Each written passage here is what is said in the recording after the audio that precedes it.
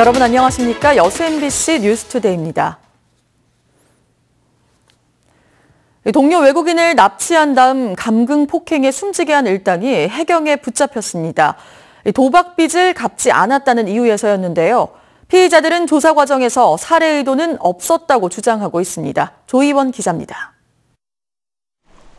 전남 고흥군 도화면의 한 해수욕장. 지난 1일 오후 2시쯤 이곳에서 베트남인 31살 응우엔 씨가 알몸으로 숨진 채 발견됐습니다.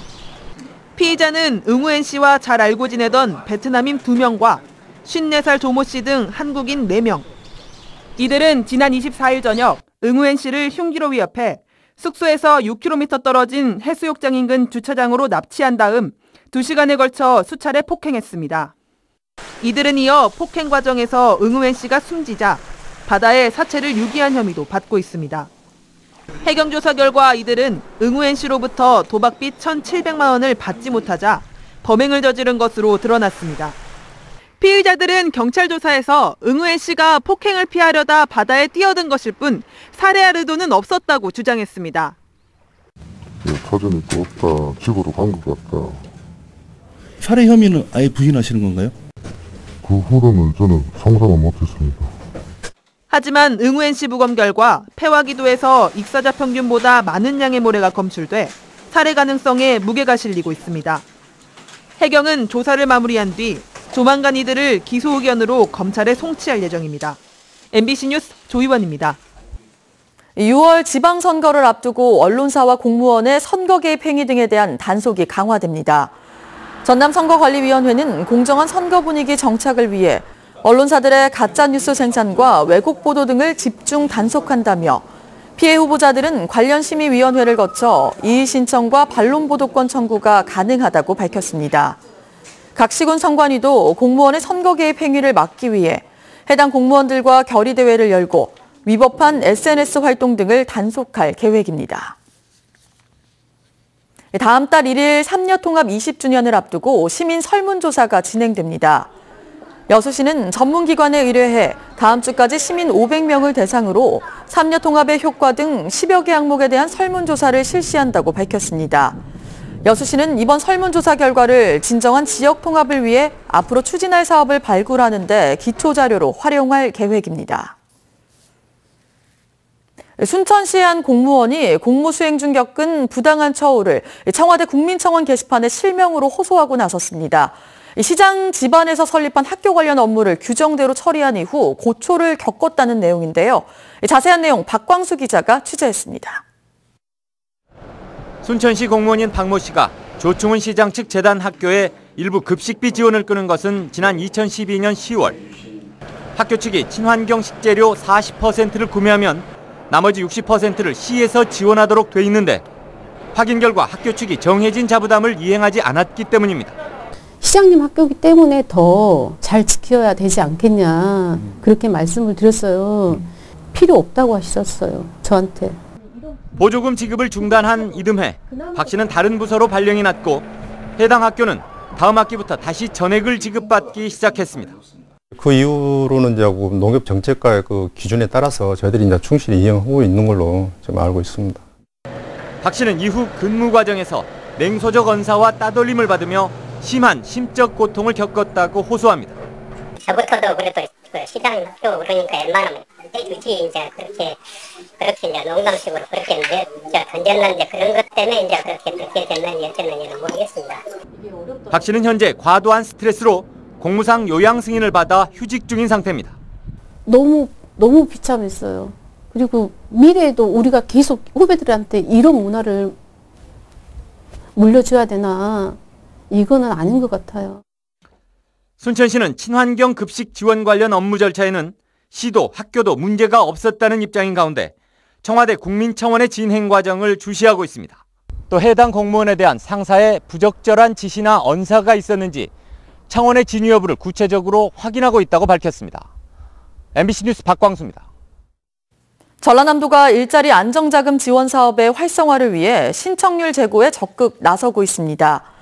전라남도에 따르면 도내 일자리 안정자금 지원 대상 사업체 수는 22,804개, 근로자 수는 82,000명으로 전국 대비 3.5%에 이르지만 현재 일자리 안정자금을 지원한 업체는 12,507개, 근로자 수는 3만 7천 명에 그쳐 접수율이 45%에 불과한 실정입니다. 전라남도는 이에 따라 고흥군의 지역 공공체 일자리 사업 참여인력 활용 안정자금 현장 접수 실적 등 7개 시군의 우수 사례를 전파하고 타깃 기업군 선정과 찾아가는 설명회를 통해 지원 사업 신청을 적극 권장하고 있습니다. 환경단체가 순천 봉화산 출렁다리 사업에 대한 공익 감사를 청구했습니다. 순천환경운동연합은 시가 추진하고 있는 봉화산 출렁다리 사업은 경관 저해와 혈세 낭비 등의 문제가 있고 인근 주민들도 시와 시의회에 공사 반대 탄원서를 제출했다며 감사원에 공익감사를 청구했다고 밝혔습니다. 지난 2016년부터 추진된 봉화산 출렁다리 사업은 사업 초기부터 시민단체와 마찰을 빚어왔지만 순천시는 설계상 환경훼손을 최소화하고 관광객 유입 효과가 기대된다며 공사를 진행할 계획입니다. 철강, 항만도시로 알려진 광양시는 그동안 스쳐 지나가는 관광지에 머물렀는데요. 1박 2일 관광 상품을 만들어 체류형 관광지로 변화가 시도되고 있습니다. 박민주 기자입니다. 광양매화축제는 한 해 100만 명이 찾는 광양의 대표 관광 브랜드입니다. 하지만 체류형 관광보다는 스쳐 지나가는 관광에 머물고 있습니다. 이 같은 현실을 감안해 새로운 관광 상품이 만들어졌습니다. 광양매화축제와 이색 공간으로 주목받고 있는 와인동굴, 옥룡사지 동백나무숲과 구봉산 전망대, 윤동주 시인의 친필 유고가 보존된 정병욱 가옥을 잇는 1박 2일 프로그램이 출시됐습니다. 전남창조경제혁신센터가 지자체 신청을 받아 관광지를 선정하고 홈쇼핑 여행사가 판매하는 방식으로 전남 서부권에 이어 동부권에서는 처음 시도됩니다. 기존의 주변 자원과 우리 시나 민간이 개발한 관광 자원과 연계해서 체류형 관광 패턴으로 좀 전환해 나갈 그럴 계획입니다. 관건은 제휴형 관광 상품이 지속될 수 있느냐는 겁니다. 때문에 광양만의 독특한 볼거리와 다양한 체험이 어우러지는 연중 프로그램 운영의 필요성이 높아졌습니다. 해양 테마 관광지 여수와 국가정원의 도시 순천을 연계한 광역 단위 상품 수요도 커졌습니다. 스토리텔링을 통해서 사람들이 묵어갈 수 있는 그리고 감동을 줄 수 있는 그런 프로그램으로 바뀌어야 되죠. 다시 말하면 체험 프로그램이 많이 나와야 된다라는 이야기죠. 항만 철강의 도시 광양. 체류형 관광 상품 출시가 변화를 맞는 계기가 될 수 있을지 시험대에 올랐습니다. MBC 뉴스 박민주입니다. 광양시가 철을 주제로 한 어린이 테마파크 조성에 나섰습니다.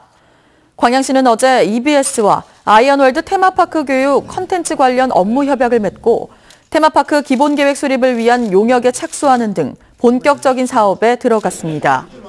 광양시는 오는 2021년까지 모두 450억 원을 들여 광양시 고략동 중안근린공원 8만 제곱미터에 철을 활용한 어린이 테마파크를 조성할 계획입니다.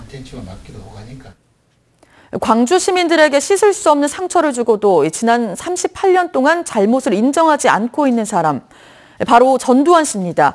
그는 사실에 근거해 회고록을 썼다며 검찰 소환도 응하지 않고 있는데요.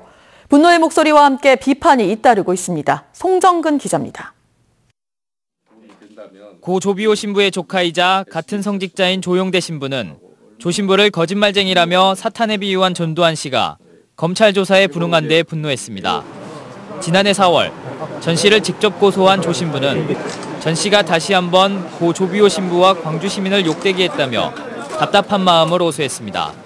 그 5.18의 상처가 아직도 아물지 않는 그런 상황인데 또 그렇게 회고록을 통해서 또 그 소환에 불응하면서 여전히 그런 태도를 보이고 있으니까. 유족과 함께 전 씨를 고소했던 5.18 기념재단도 전 씨가 검찰 소환에 응해야 한다고 비판했습니다.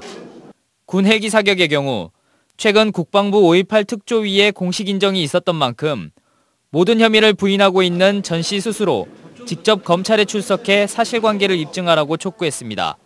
해석과 평가는 역사의 몫이다 이렇게 변명을 하고 있는데 지금 우리가 전두환 씨에게 묻고 있는 것은 해석과 평가를 지금 묻고 있는 게 아니고요. 사실관계를 확인하는 것이고. 정치권도 전두환 씨의 행태에 대해 한 목소리로 비난했습니다. 더불어민주당은 전 씨를 죄의식도 없는 사람이라고 했고 민주평화당은 반인륜적 범죄자가 역사를 왜곡하려는 의도는 용서할 수 없다고 말했습니다. 보수 야당에서조차도 비판의 목소리가 이어졌습니다. 자유한국당은 전 씨가 직접 나서 진상을 모두 밝히고 진심 어린 사죄를 해야 한다고 요구했고, 바른미래당도 검찰이 법과 원칙에 따라 조사하라고 촉구했습니다. MBC 뉴스 송정근입니다. 지난달 9일 활동이 종료됐던 여수시의회 상포지구 특별위원회가 다시 운영됩니다. 여수시의회 운영위원회는 어제 회의를 열고 참석위원들의 만장일치로 상포지구 실태파악 특별위원회 활동기간 연장권을 통과시켰습니다. 이에 따라 상포특위는 오는 21일부터 다시 활동에 들어가 여수시장 및 관계공무원 고발건 등 2건의 안건을 상정할 계획입니다. 해당 안건은 지난달 임시회 본회의에 상정됐지만 일부 의원들이 절차상 문제를 제기해 심의가 보류됐습니다. 전라남도가 율촌 제1산업단지 미분양 용지에 대한 조기 분양을 위해 다각적인 방안을 모색하고 있습니다. 전라남도는 현재 율촌 일산단의 경우 132개 업주가 입주해 전체 면적의 80%가 분양이 완료됐으며 산업시설과 지원시설 등 50필지 127만 제곱미터가 미분양된 상태라고 말했습니다. 오늘 출근길도 깨끗한 하늘 보기가 힘듭니다. 서울은 이처럼 연무가 가득 끼어 있어서 뿌연 모습이고요. 초미세먼지 농도도 짙게 나타나고 있습니다. 현재 서울 용산구의 경우는 110마이크로그램까지 올라 있고요. 그 밖에 중부 곳곳으로도 농도가 나쁨 수준까지 올라 있습니다. 서울, 경기와 강원도에는 초미세먼지 주의보도 발령 중에 있는데요. 오후에는 대기 확산이 원활해지면서 이 먼지가 차츰 해소될 것으로 보입니다. 오늘 낮 동안에는 더욱 따뜻해지겠습니다. 한낮 기온 서울이 17도로 어제보다 2도가량 높겠고요. 전주는 21도까지 오르는 등 남부지방 곳곳은 20도를 넘어서겠습니다. 가벼운 옷차림으로도 활동하기 괜찮겠습니다. 현재 백령도 부근에는 이슬비가 내리고 있고요. 서울 등 내륙 대부분 지방에는 연무와 방무가 끼어 있어서 가시거리가 짧아졌습니다. 출근길에는 조심히 이동하셔야겠습니다. 연무와 방무는 오늘 낮 동안에도 남아있겠습니다. 또 서해안과 강원 산간지방에서는 바람이 강하게 불겠습니다. 이 시각 기온은 서울이 7.2도까지 올라 있고요. 강릉이나 부산 등지는 10도 안팎까지 올라서 출근길 큰 추위는 없습니다. 한낮 기온은 서울이 17도, 강릉 19도, 대구 21도, 광주 역시 21도까지 오르겠습니다. 목요일과 금요일 사이에는 전국적으로 봄비가 내리겠고요. 이후로 기온이 떨어지기는 해도 평년 수준을 유지하겠습니다. 날씨였습니다.